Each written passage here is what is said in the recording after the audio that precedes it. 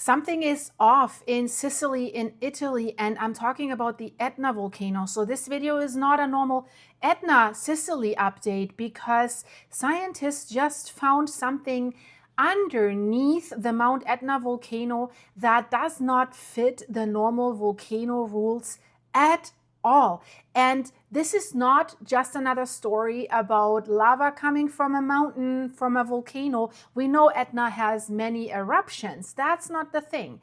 Etna sits on the island of Sicily in Italy near the collision zone between the African plate and the Eurasian plate. Subduction zone from the outside looks like a classic volcano. We have this giant mountain, the giant cone. We have the smoking craters, lava fountains, ash clouds, and red rivers of fire that are a spectacle that people like to watch. But new research looked at Mount Etna in a different way and looked deep underneath. And then they were like, wait a minute, what is this? And what is not there that they thought has to be there at a volcano like this, in a tectonic setting like this, but it just wasn't. So they wanted to know, what is the real engine below Etna? And then they had to ask themselves the question, where is it? Because since we say real engine, the real engine underneath Mount Etna is far stranger than what they thought before. So usually scientists are placing volcanoes into three broad groups, right? Some from where the plates are pulling apart, the crust is thinning like a pizza dough that gives magma the way to rise to the surface. We see this in Iceland, for example.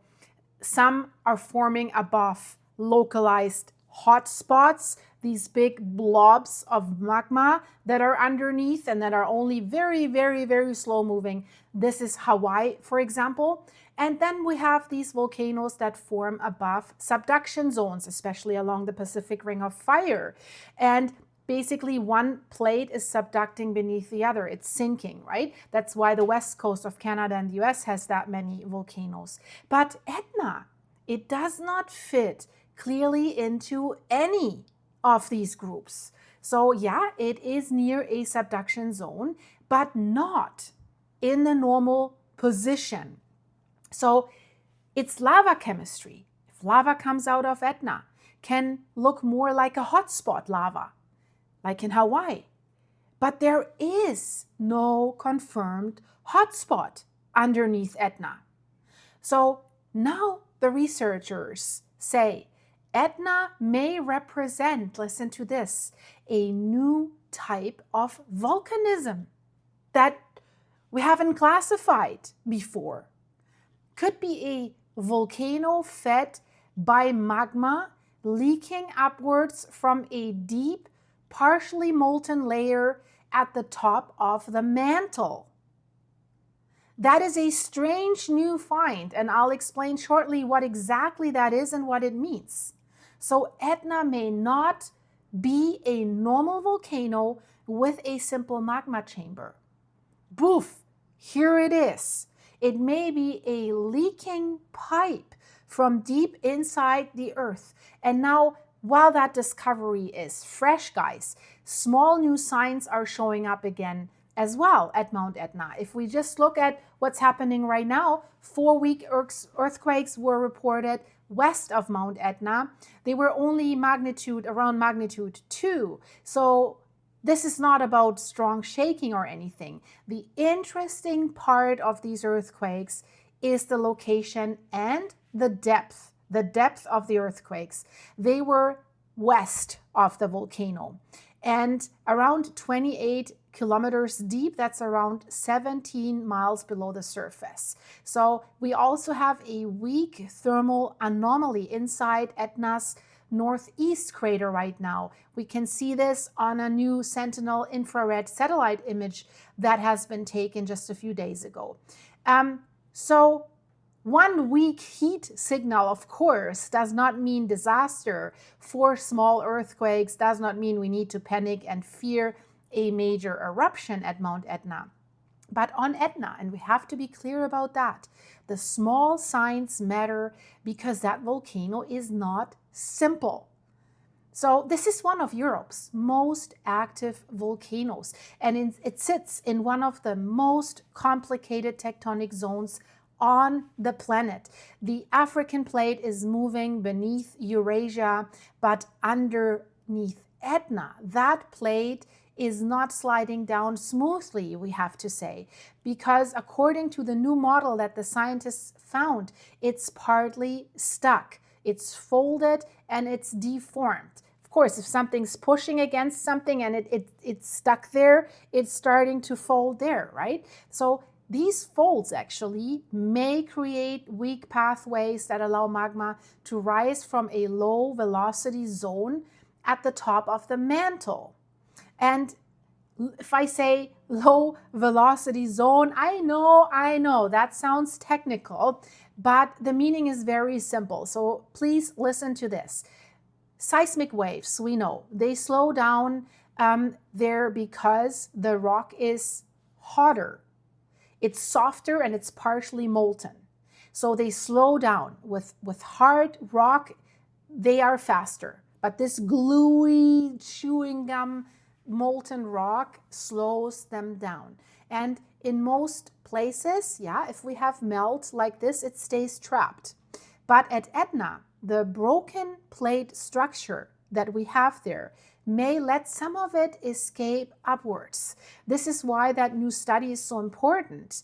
It does not just say that Etna is active. We know that. We see it, right? But it says that Etna may be active for a reason that scientists did not fully understand before. And that is very, very important to be able to understand Mount Etna. We know it has a huge crack on its flank that is underwater and actually can create a catastrophic landslide and tsunami if it slides down at once. We've seen in Alaska with the Tracy Arm Fjord that has created a massive tsunami when a mountain collapses, a flank of a mountain collapses. And if that happens underwater, here like with Mount Etna, I've made videos about it, it can be very catastrophic, right? The videos that I made about Mount Etna, all these fake AI slop channels have copied them hundreds of times, guys.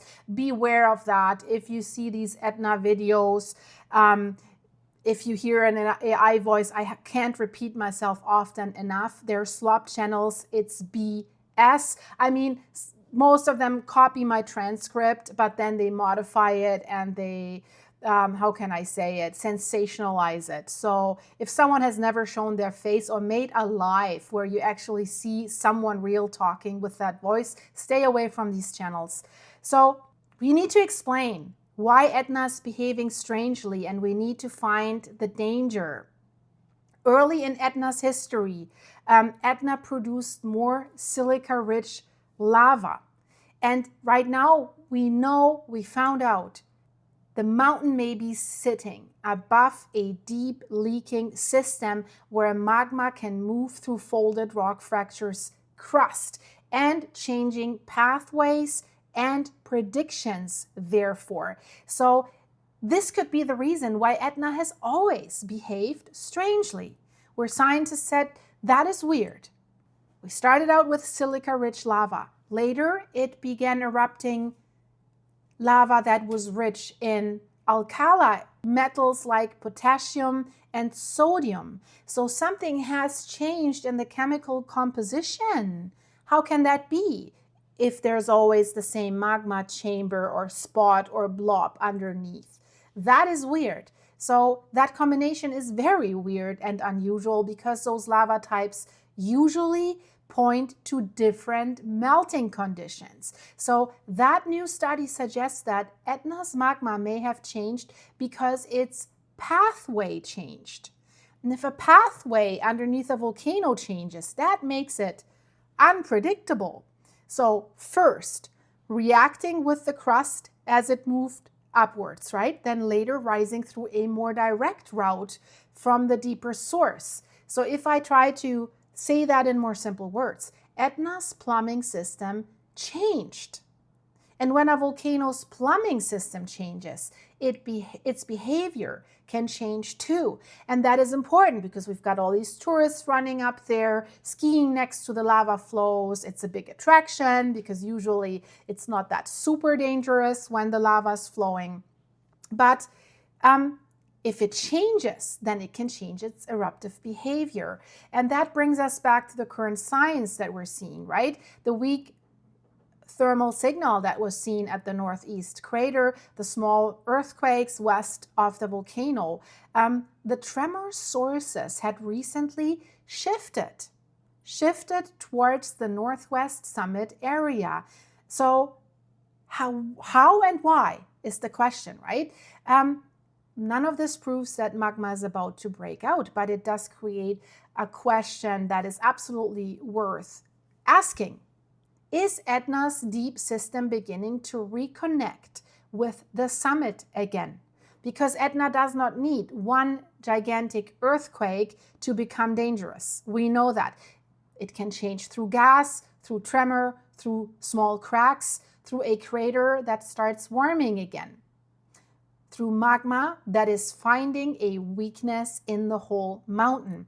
And Etna has many weaknesses, unfortunately. The volcano is not one solid, like huge block of rock.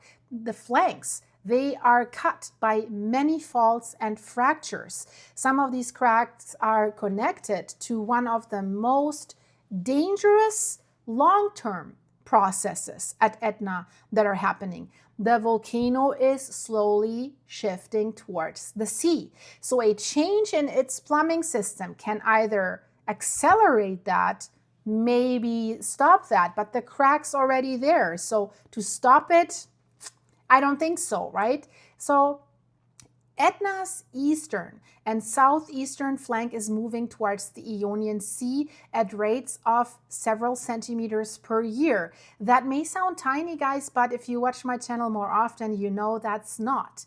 Because a mountain this large, and we all remember Blatten in Switzerland, slow movement, even slow movement, we have to say, means gigantic amounts of rock are under stress. So a major study described the southeastern flank as sliding into the Ionian Sea, and they have examined whether the movement is driven by gravity, how much that weighs what's sliding down, or by flank instability. And here it's where it gets a little bit, we're getting in our famous shizzies hitting the fizzy potential here. Etna is just not a volcano that just erupts upwards. It's also a mountain that is spreading sideways. So the eastern flank continues offshore, far below sea level, so you don't see it. Research on Etna's submarine boundaries says the eastern flank reaches into the Ionian Sea down to about 1,500 meters. That's almost 5,000 feet. That is huge, right? Below sea level. Same study connects the volcano's sloping foundation with lateral spreading and instability of the southeastern sector. So that means part of Etna's unstable flank is above water and also below the sea, underwater. So if a large section of volcanic flank were ever to fail suddenly into the sea, it could displace a huge amount of water, right? That's why scientists have actually studied the tsunami danger at Etna. And GeoMar has described how the eastern flank is now slowly sliding towards the sea, and they have installed surveillance equipment, seafloor instruments to definitely monitor the underwater part of the volcano, right? That does not mean Etna is about to collapse right now, but it does mean that the flank movement is real, measurable, and important, like we're surveilling other cracked mountain slopes in Norway, in Alaska, and in other places. And we know what happens if they fail. We've seen it recently with Tracy Arm with Blatten, right? So for people that are living on Sicily and around Etna, that danger is not only the summit crater, right? It's also the flank. Flank eruption can open away from the top, lava can emerge closer to towns, roads, farm, and infrastructure. That's a huge problem. And cracks can become pathways, right? The faults can shift, the ground deformation can change where the pressure actually goes. And when one side of the volcano is already like creeping towards the sea, every new signal becomes part of this broader picture that we're looking at, right? So that what makes Etna already different from a normal cone volcano. And now it has this deep, strange engine from below. It has the summit craters, several summit craters above, and then these faults and cracks on the sides, and these populated areas around it. Will it erupt now? That's not the most important question. The question that I'm asking is, which part of Etna is changing right now? Is it the deep system? Is it the summit craters? Is it the western seismic zone? Is it the sliding flank? Is it the offshore unstable sector? This is why scientists are putting instruments all over the place right now. They want to watch the earthquakes, the heat, the gas, ground deformation, right? Using satellite images, watch the offshore flank. Because on such a complex system, one signal alone may be small, but many signals and changes altogether, they mean something, right? Meaning can change quickly. So it looks like Mount Etna is built differently, and I think they have to do a lot more investigation because this thing could be something else, and it could behave, therefore, completely different than everyone thinks, and it could change its behavior. So I hope you like that. But speaking of volcanoes in Italy, Campi Flegrei may be creeping towards a complete shift in what it does, and it's not accelerating on a straight line. It's accelerating like this. This new study that just came out says we are reaching a critical turning point in just 4 years. And that could mean this thing could blow. What it actually says and means, you have to watch it, guys, because this changes the narrative on this the most densely populated volcano in Europe, a supervolcano, Campi Flegrei near Naples. Check it out. I see you there. Bye-bye.